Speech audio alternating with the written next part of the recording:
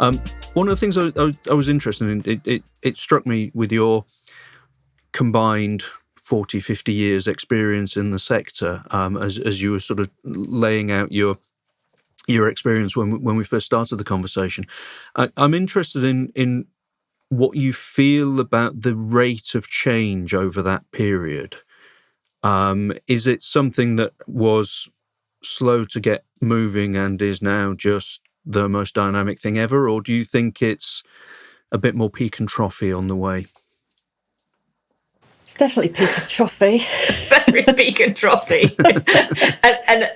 and I'm really alert to the pace of change can feel wildly different depending on where you are, where you're working and with whom you're working. And what day of the week it is and where you are in any given political cycle. And I think sometimes the seasons... Pre-COVID, I was doing presentations where I was talking about, there's nothing more important than sustainability. It's right high on the agenda. And then we had a global pandemic, which was a really big way to prove me categorically incorrect.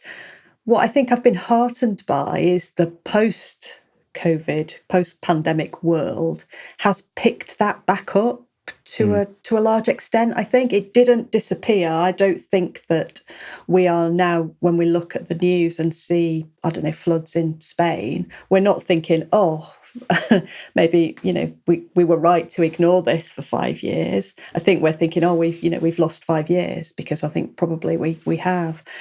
People's perceptions definitely changed quite radically. I think I certainly spent a large part of my early career trying to make the case for sustainability, which I absolutely do not do anymore. People do get it on a kind of meta scale.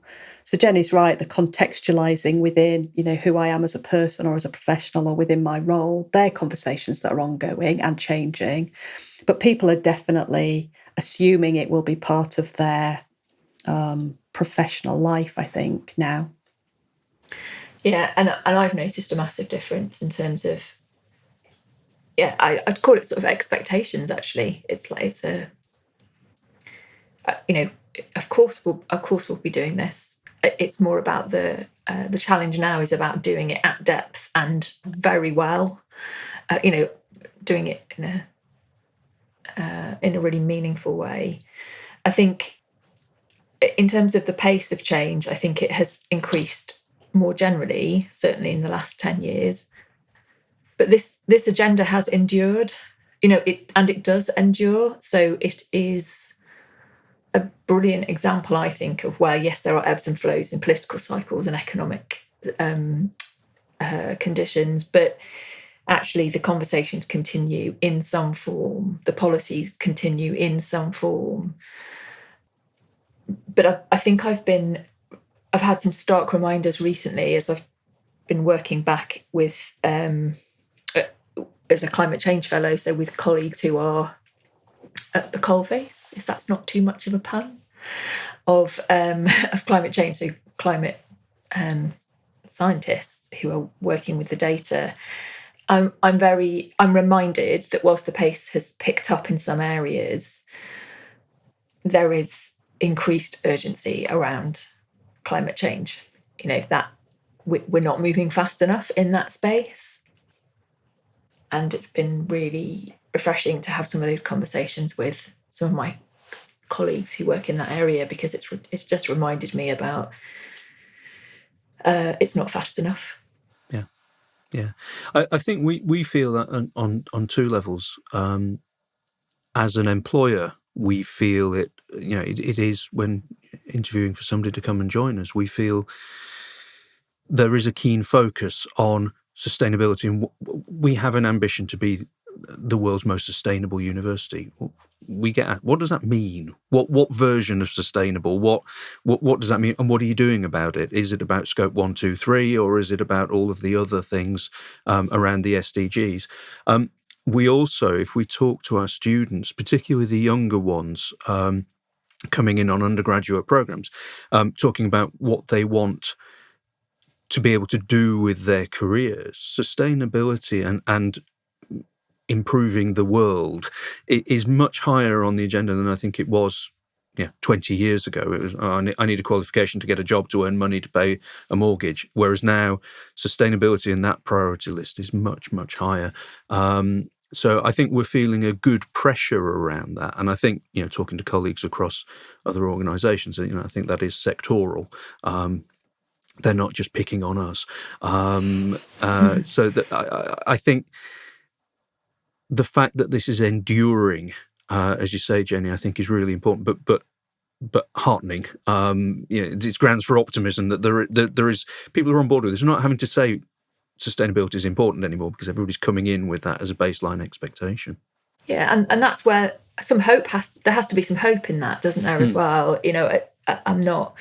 My children just take this as absolutely we need to sort this stuff out. I think it's been understood in different ways by different people. So I work with lots of different teams. I know that HR teams are viewing sustainability as a recruitment and retention issue. So yes, it is a sustainability issue, but the sustainability issue is the thing, as you've just said, Mike, that will help them to recruit the best talent, that will enable them to retain the best staff.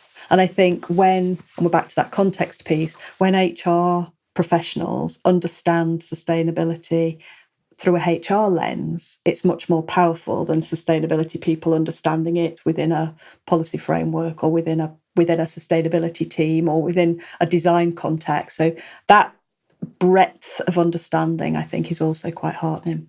Finance directors, it's the same. Finance teams are understanding it as a risk.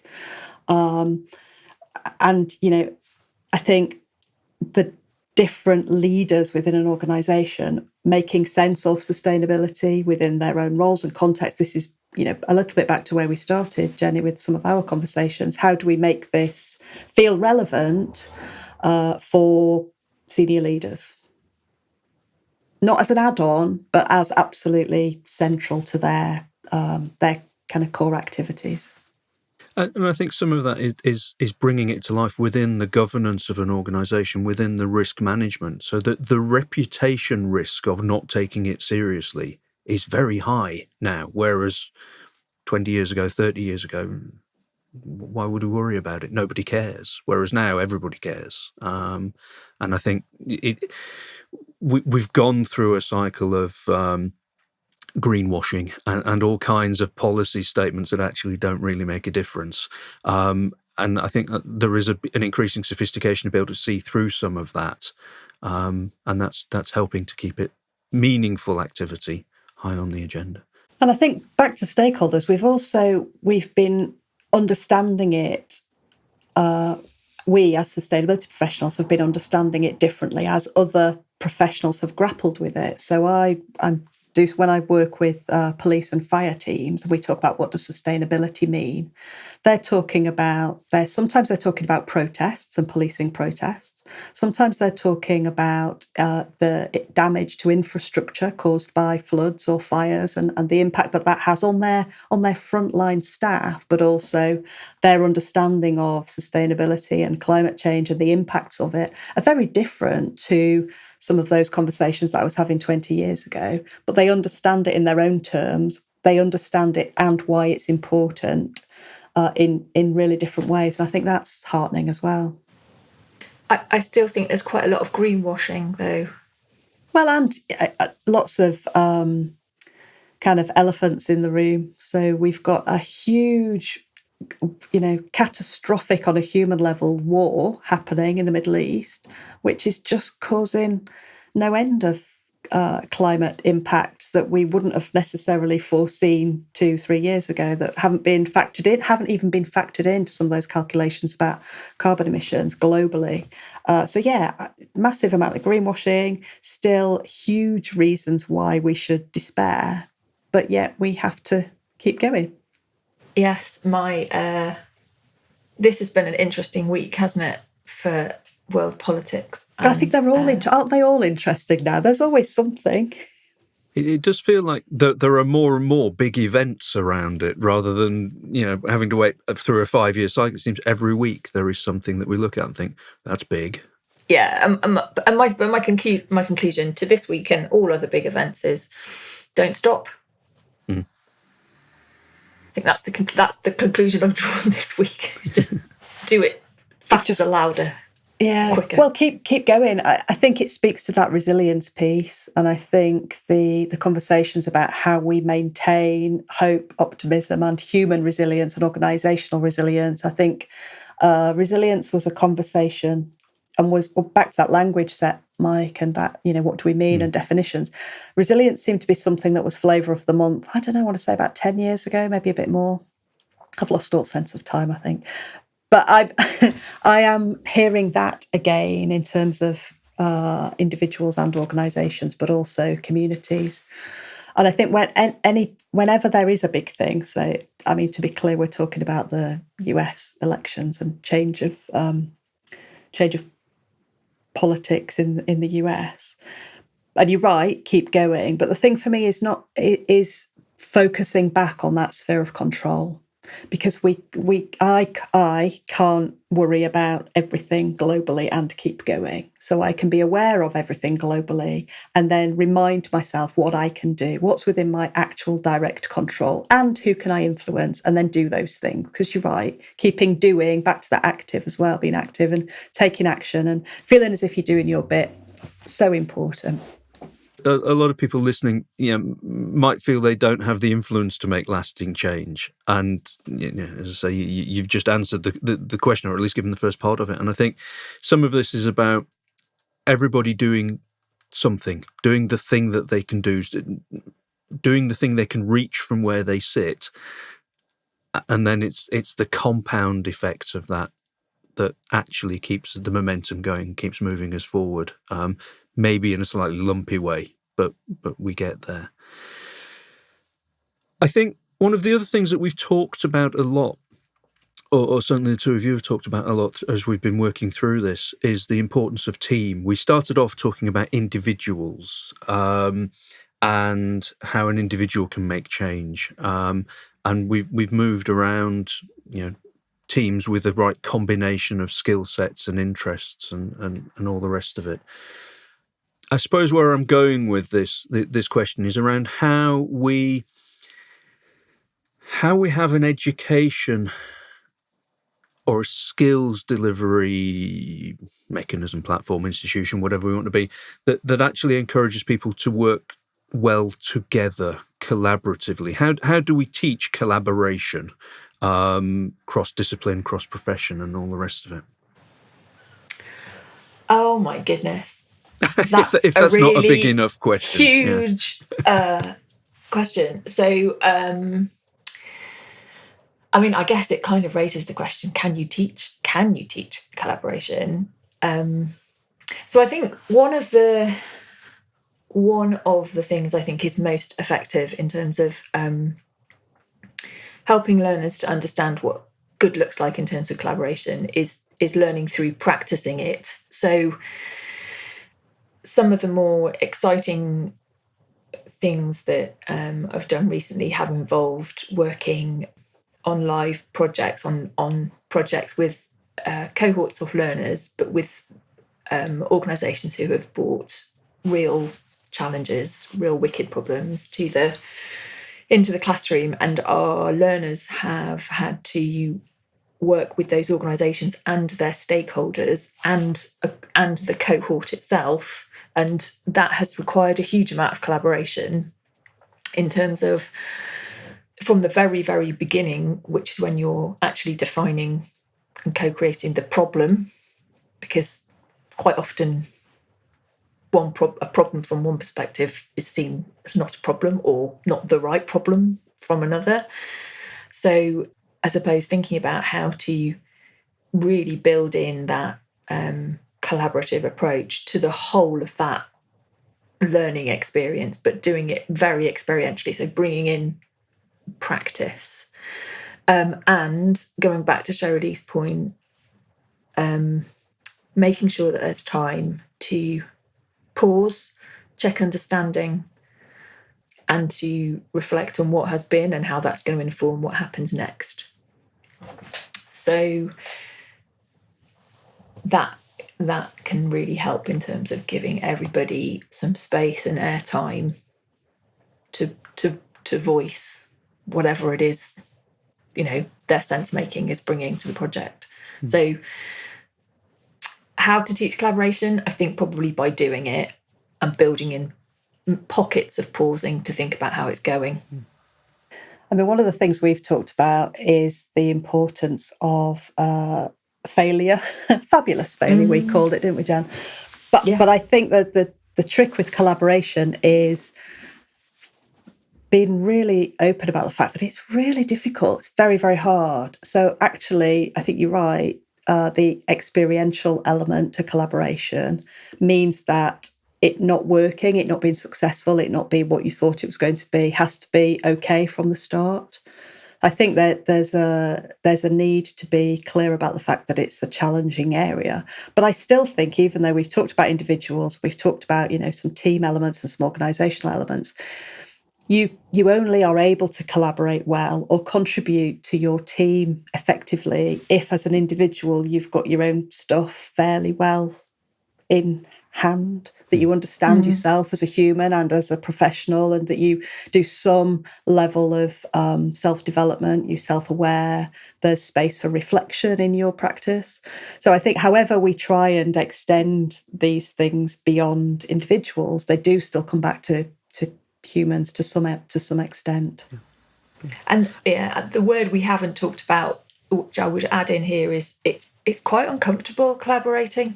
Scratchy. Well, it's not quite uncomfortable. It is uncomfortable. It is, at some point, it's always uncomfortable. There's always uncomfortableness. So I think being comfortable with that is probably it's also a good thing to take into that. Are you not thinking about a particular collaboration specifically when you talk about how uncomfortable it is, are you, Jenny? Just so that given our work together. Yeah, you would hope for a present company accepted in there somewhere, wouldn't you? For it. Yeah. I've got other adjectives.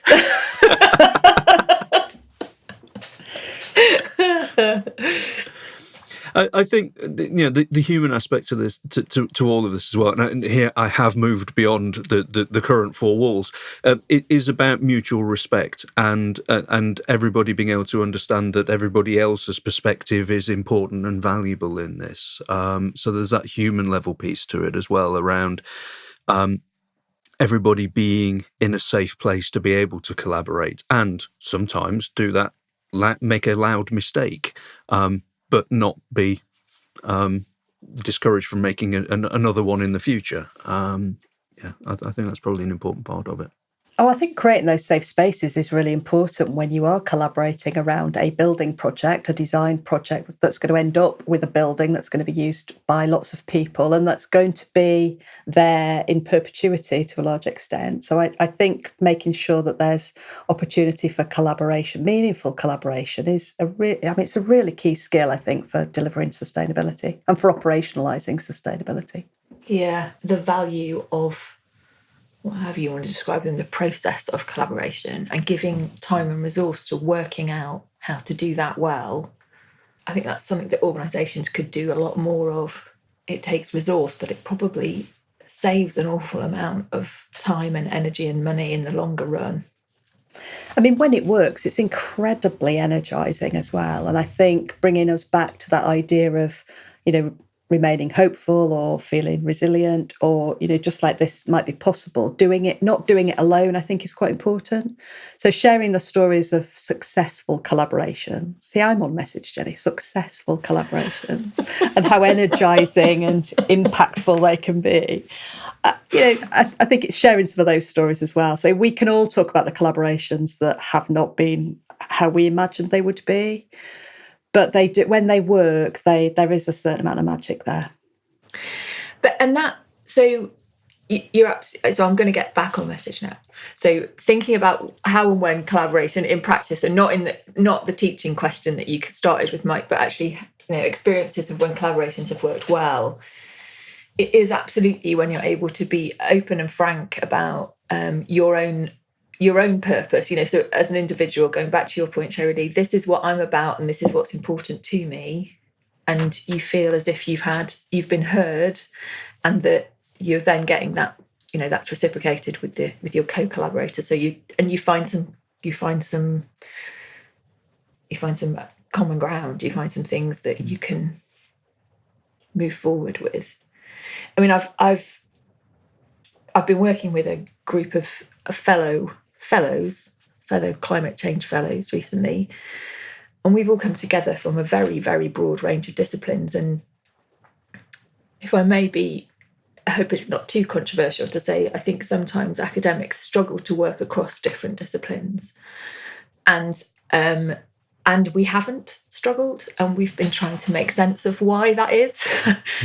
I think a lot of it is down to respect and equity in the way that we approach things. But is it not also because sustainability is a really useful vehicle for cross-discipline collaboration? Because there are a certain amount of rules of engagement that you can bring to any collaboration, but actually the thing that makes collaboration successful is a shared collective endeavour. And sustainability provides that in a way that almost nothing else does, or very few other things do. Maybe the ED&I agenda is similar, possibly risk and health and safety, that kind of thing. But those kind of cross-cutting, right? We're all bringing very different things, perspectives, challenges, experiences, but we're bringing it to this challenge. Is perhaps helpful. Yeah, we've got more in common than we haven't. Yeah. Excellent. That felt like we came back to the message at the end. Good point. All valuable stuff, absolutely. I'm going to throw in one. This is normally my closing question in episodes, and I don't use it every time. You've both vastly experienced in this field, and I imagine we can't work out the number of people that you've spoken to about this over the years. So I think that there's a depth to your experience here, that phenomenal depth to it. If I had either a genie in a lamp or a magic wand, whichever you feel is the most appropriate, to do one thing to make a difference, to pull all of it together, what would it be? I think mine is probably a bit obvious. I think the single thing is finding a way of enabling individuals to follow their own purpose, and to be able to make that connection with what that means in the world. I'd like to never be asked what's the one thing. Or fair enough. give me your top three things. If we're going to do that one, top three things. And that's not we have time. Go on then. Top three. That's absolutely fine. And it can be in no particular order.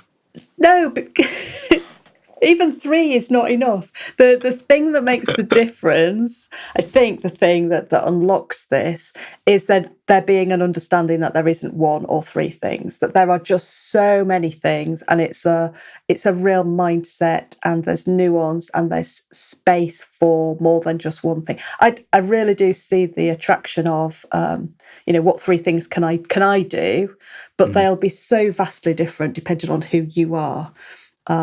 Yeah, sorry, Mike. That's perhaps not the answer you wanted. No. That's absolutely fine, because the question isn't always about the answer. Sometimes it's about the question. So that's absolutely fine. And they are linked. Actually, I think we're sort of saying the same thing. I'm saying giving individuals the opportunity to just make sense of it for themselves and then go do. So yeah, that will vary wildly. It will. I've worked with quite a few, and it's quite a senior leader thing. Tell me the top three things I can put in my document or my report, or how I can communicate this, easily. And I can see the attraction of that, but I hate it. Yeah. No, and that's fair enough. And if anybody ever turns the tables and puts me on the spot, I won't have a Scooby. Yeah, what is your thing? It's really difficult. No, I've no idea, because it's too rich and complex a field, and there are too many things, and people are individuals. And I completely respect the answer. You're absolutely right. I agree with you 100%. I feel like we've answered it correctly in that case. If I could wave a magic wand, I would just get rid of fossil fuels. Ooh. And have them magically replaced with something else that immediately powered all the things that needed powering. Yeah. Okay. Without the whole painful transition bit. Just get rid of humans. That would be like the easiest way. No! Humans are great. Humans are great.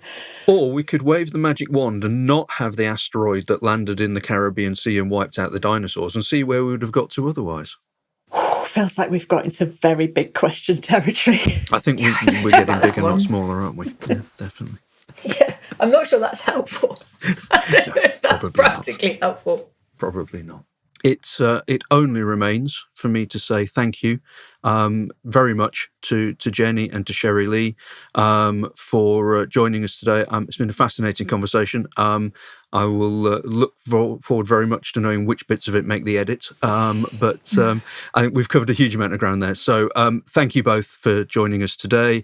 And I would encourage everybody not only to subscribe to Be Sustainable on all of the usual platforms, but also to go and have a listen to Sustainability Sprints to get more of Jenny and Sheri-Leigh and their view of sustainability and the benefits of their experience. So listen to us all, and hopefully you'll enjoy that. Thank you.